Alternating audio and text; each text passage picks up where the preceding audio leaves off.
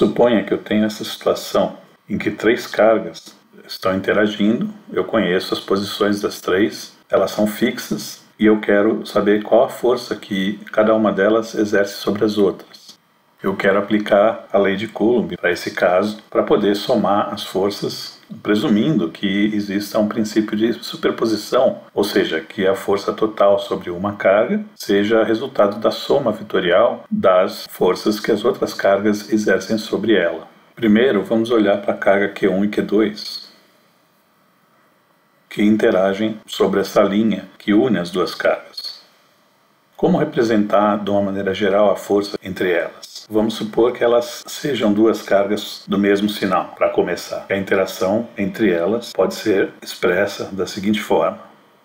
Aqui a gente convenciona que a força que age sobre 1 devida à presença da 2, a gente escreve como F12, e vice-versa para a força que age sobre a 2 devido à presença da 1. Uma coisa que é verificada experimentalmente é que as forças elétricas satisfazem a terceira lei de Newton.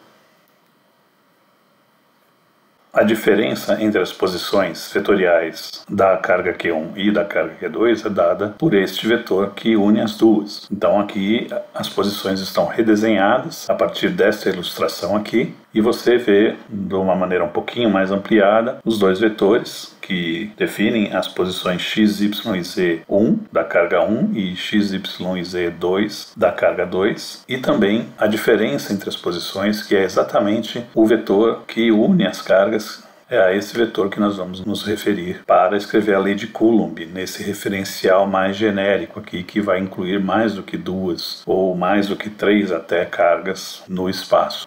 A força F12, que está ilustrada nessa figura, é dada por essa expressão aqui, que parece uma expressão difícil de entender, mas nós vamos digeri-la aos poucos. Não tem nada de especial aqui, a não ser uma certa quantidade de índices que às vezes confunde os olhos mais sensíveis.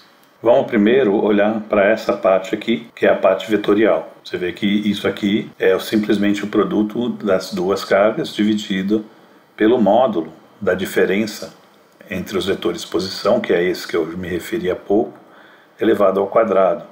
Portanto, essa parte que está aqui é simplesmente o módulo da força que nós já conhecemos. Ela é proporcional ao produto das cargas e inversamente proporcional ao quadrado da distância entre elas. Então não há nada de especial aqui, a não ser o fato que essa expressão se refere a um referencial mais genérico do que a gente costuma usar com uma notação mais simplificada. Segundo, vamos tentar ver agora a parte vetorial. Essa parte aqui, se você notar, é um vetor, porque a diferença entre dois vetores que está no numerador é um vetor também. Embaixo nós temos o módulo desse mesmo vetor. Um vetor dividido pelo seu próprio módulo é o versor unitário apontando na direção desse vetor. Então ele estaria aqui e tem unidade 1. Esse aqui é o que, às vezes, o livro chama de R12, ou os livros, ou alguém chama de R12, por uma simplicidade de notação. Se eu te der como problema, num exercício, as coordenadas x1, y1, z1 e x2, y2, z2, você, operando a álgebra de vetores, vai conseguir determinar a expressão vetorial para R12, chapéu, que pode ser importante se você estiver lidando com mais do que duas cargas, que é a configuração máxima que nós conseguimos simplificar a notação. Neste curso, a gente vai tentar sempre simplificar ao máximo e evitar usar muitos índices, mas é importante que você não se intimide com essa notação, porque ela não traz nada de novo que você precise aprender em separado. Como que eu escreveria F21 com essa mesma regra que eu estabeleci aqui? O F21 é igual a Q1, Q2, dividido pelo módulo da distância ao quadrado, então isso aqui é a mesma coisa. A constante de proporcionalidade, tudo certo aqui no módulo. Mas, aqui nessa parte vetorial, você vai reparar que você tem que escrever R2 menos R1 para estar consistente com o que você fez com a 1. Porque, afinal de contas, o nome dessa é 2 e não 1. Então, o primeiro vetor vai ser R2 e o segundo R1. É claro que essa observação indica que a única diferença que vai haver entre F12 e F21 é a posição desses dois vetores que estão fazendo a diferença que vai estar trocada. Portanto, isso vai acarretar simplesmente uma mudança de sinal, satisfazendo o que já tínhamos indicado, que a ação de 2 sobre 1 é menos a ação de 1 sobre 2. Repara que formalmente eu posso fazer o produto aqui dos denominadores, obtendo R ao cubo no denominador e também abreviando um pouco a extensão dessa igualdade. A dependência da intensidade da força, ela cai com 1 sobre o quadrado do módulo e não sobre o cubo. Você não pode esquecer que a diferença entre os vetores que permaneceu em cima não é um vetor unitário, portanto, um dos módulos que está no denominador tem o papel de normalizar o vetor diferença que une as partículas, fazendo com que esse vetor R chapéu 1, 2 apareça. Lembrando de uma lição de geometria analítica, eu desenho o vetor R12 aqui em cima da carga Q2, eu poderia desenhar ele em cima da carga Q1 ou na origem. O que importa é que a geometria dos vetores permite que eu tenha essa liberdade sobre o desenho, de representar a flecha onde eu bem entender, para enfatizar que, por exemplo, esse vetor está sobre essa linha, o que se eu desenhasse ele na origem poderia não estar claro. Então essa é uma liberdade de desenhar o vetor, o desenho é uma mera representação de um objeto algébrico. O importante, quando você faz as contas, é qual o valor de x, de y e z do 1 e do 2. Só lembrando, então, para aqueles de vocês que não se familiarizaram com esse aspecto do curso de geometria analítica. Essa representação para a lei de Coulomb leva em conta a convenção de sinais para as cargas. Por exemplo, se as cargas têm o mesmo sinal, o produto delas é positivo e a força vai ser de repulsão, portanto F12 que está desenhada aqui vai sempre ser no sentido exterior à linha que une Q1 e Q2. No entanto, se as cargas são diferentes em sinal, uma é positiva e outra é negativa, as duas forças vão virar para dentro, elas vão estar na parte interior com relação à linha que une as duas cargas. Isso está automaticamente incluído nessa representação. É uma forma bastante geral e bastante completa da lei de Coulomb, e essa é a razão porque ela é adotada em muitos textos da literatura. A gente estende essa representação compacta da lei de Coulomb para um número arbitrário de cargas, como está ilustrado aqui. Eu peguei duas delas, que eu chamo de I e a outra chama de J. Então, o I pode ser o 1 e o J pode ser o 2, ou o J pode ser o 5, e o I pode ser o 6, ou o 7, ou o 12. Elas interagem aos pares, satisfazendo essa propriedade e com a interação dada pela lei de Coulomb. O princípio de superposição estabelece que a força elétrica das outras cargas sobre a iésima carga é a soma vetorial da ação individual de cada uma delas. Isso está expresso nesse simbolismo aqui, onde esse sinal aqui é o sigma maiúsculo, ele representa uma soma, e você deve somar sobre os índices de cargas, todos eles menos o da própria carga, já que a carga não faz força sobre si mesma. Como exemplo, vamos fazer um problema numérico. No Sistema Internacional de Unidades, as posições de 3 cargas são dadas por essas coordenadas que estão expressas nessas ternas. E os valores das cargas são dados por esses 3 valores em coulombs. Qual a força das outras cargas sobre a carga Q1? Você pode usar essa aproximação para a constante 1 sobre 4πε0 no Sistema Internacional. Você tem 3 cargas no sistema com posições fixas dadas com as coordenadas em metros, porque estamos no Sistema Internacional de Unidades.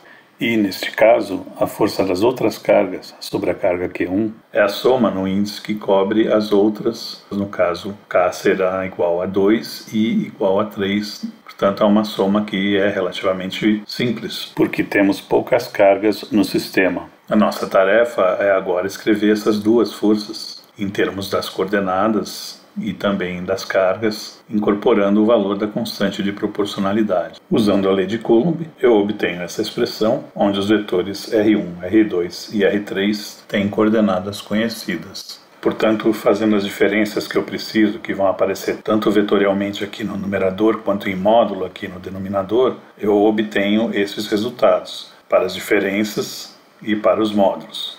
E agora eu substituo. Uso os valores para as cargas, o valor da constante 1 sobre 4πε0 e obtenho o resultado. Note que o resultado é na forma de um vetor. Isto dá todas as informações sobre esta força das outras cargas sobre Q1. Este vetor aqui não tem módulo 1, então se você quiser deixar em termos de um vetor unitário, você pode fazer isso, mas não tem necessidade.